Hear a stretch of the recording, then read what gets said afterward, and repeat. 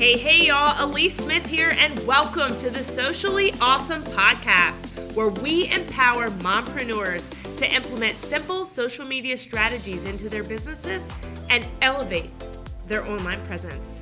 I'm a mompreneur of three, an affiliate marketer, a network marketer, an influencer, a social media marketing agency owner, and your personal guru. I am here to give you tips, tricks, and tools that you need to build your social media business. Let's dive in.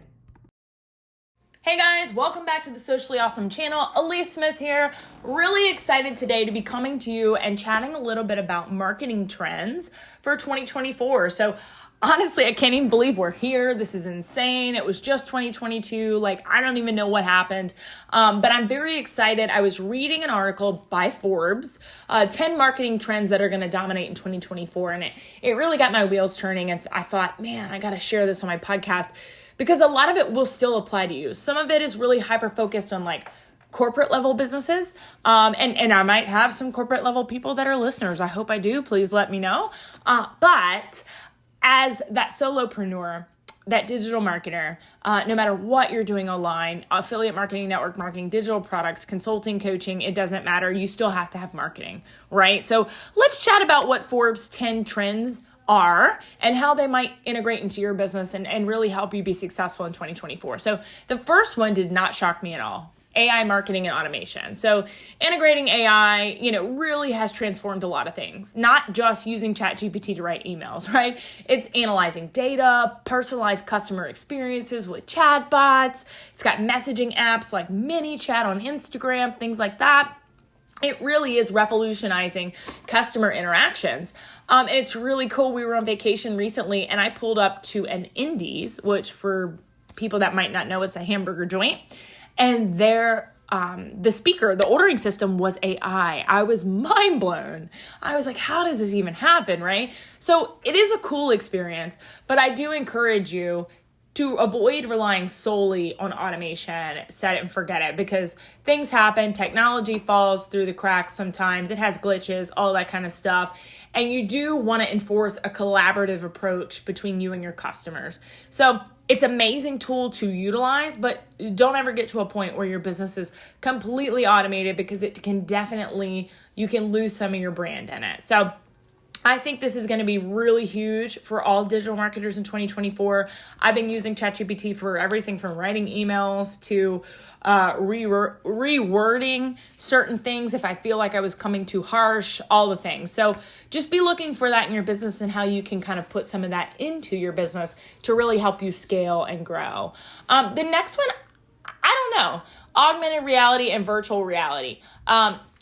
Different experience about virtual reality and things. I read a little bit into it about how it's going to create this brand storytelling and customer engagement avenues and all of that. Honestly, for me, I think it's it's not going to apply to my business. I don't think so. I was reading about how it can really help businesses with e-trailers, help improve their brand value, their customer experience. I don't know. I even read a little bit about virtual try-on experiences for online boutique owners. So I don't see it applying to mine this year, but you never know, right? You never know. If this is something that interests you or you feel like it could benefit your business, check it out. But Forbes is saying AR and virtual reality are going to be huge in the marketing space. I just think it's going to be very selective on what brands or businesses it actually applies to, right? So then they talk a little bit about influencer marketing, which 100%, right? Modern customers want more than just endorsements. They crave that genuine, authentic relationship with influencers.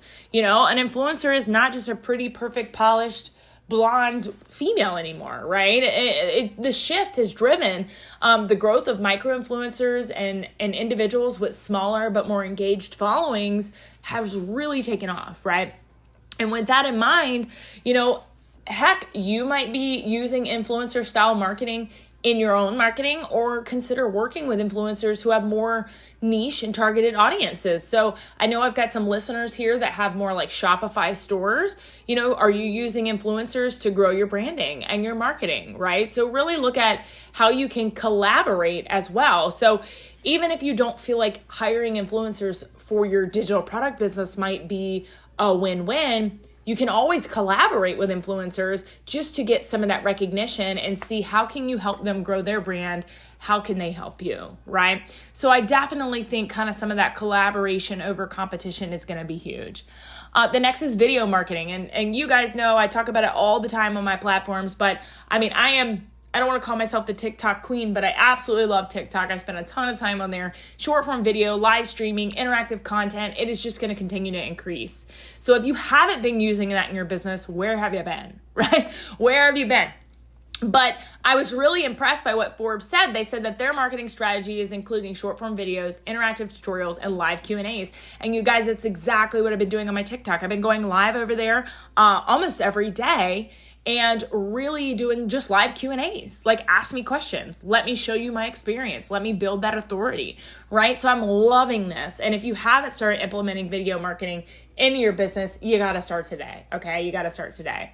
The next thing they really talked about was voice search optimization.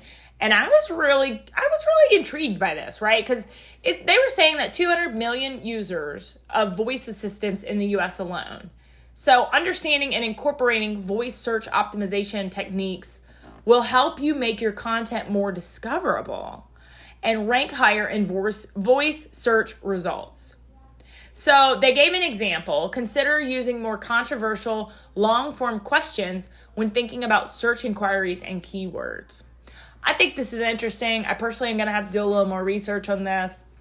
I'm intrigued though.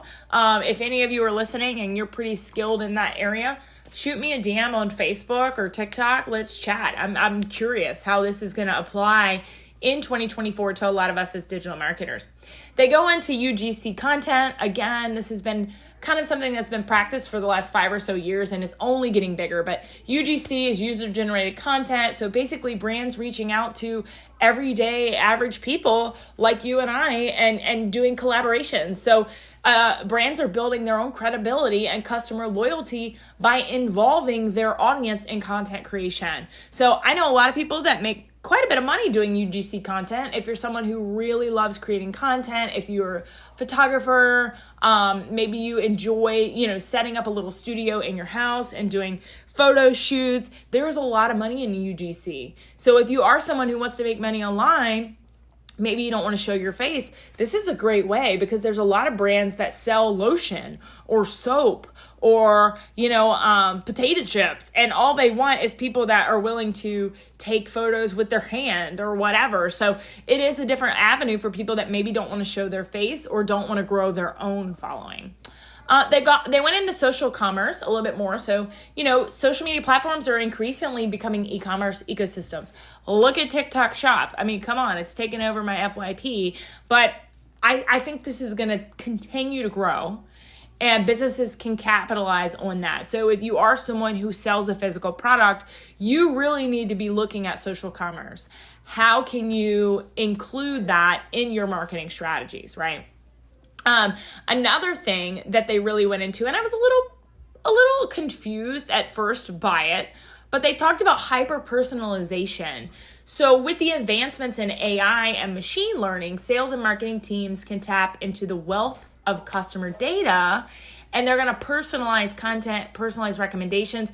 So for me, it sounds more like AI engines are analyzing our browsing history, which we already know is totally happening because like my husband and I can have a private conversation in our office and the next day the things are showing up on my Facebook ads, right? You know how I'm saying. But businesses must act kind of responsibly when handling customer data, being transparent and clearly explaining, how your business is collecting data, because I think people are going to get more and more protective of it as they start to see more of these personalized experiences, because it really does throw people for a loop and make them think, ooh, how do they know that, right? So they're listening, right? So make sure that you have your terms and conditions and all of those things set as a solopreneur to kind of protect yourself. Another thing they talked about is privacy and data protection, which is a little bit on the same of what we just talked about. But as consumers become more vigilant about how their data is handled, businesses are going to have to really navigate the complexity of that, of those privacy laws and things like that. And then lastly, they talked about purpose-driven content. So, really as an environmental concerns continue to take over and things like that, consumers are seeking out brands that align with their values. So just make sure that you are showcasing your brand values. If you are eco-friendly initiatives, if you do give backs, if you're involved in the community, whatever that is, make sure that you are showcasing that, because that could be a really big connection between you and your audience. So I hope this helps. I'm really intrigued to see how this plays out in 2024. As always, if you have any questions, feel free to shoot me a DM on Facebook, TikTok. Happy to chat with you guys. If you got any value out of this episode, leaving in a review is the absolute best compliment you can give. It helps me continue to create episodes that speak to you guys, help you with your business, do all the great things. And if you haven't already jumped in my free Facebook community, Socially Awesome Entrepreneurs, check out the show notes below. You can jump in there. It's free. I've got 18 months worth of free value, free trainings in there meant for you and your business. You can connect with me at all my links in the show notes. And take a screenshot of yourself listening to this, throw it in your stories, tag me. I would love to give you a shout out. And as always, make it simple, make it social, and make it awesome. Bye, guys. Hey, thank you so much for listening to today's episode. I'm Alyece Smith, your host, and let me tell you how you can get a free social media audit from me. Make sure that your profile is optimized and you're ready to build. Take a screenshot of you listening to this episode, throw it in your stories and tag me. You can find my handle in the show notes. I will share it to my entire audience, and you will be entered to win one of the 5 free audits that I'll be doing every single month. Number 2, if you found any value out of this episode or any of my episodes at all, please feel free to leave a review. It is the best compliment you can give.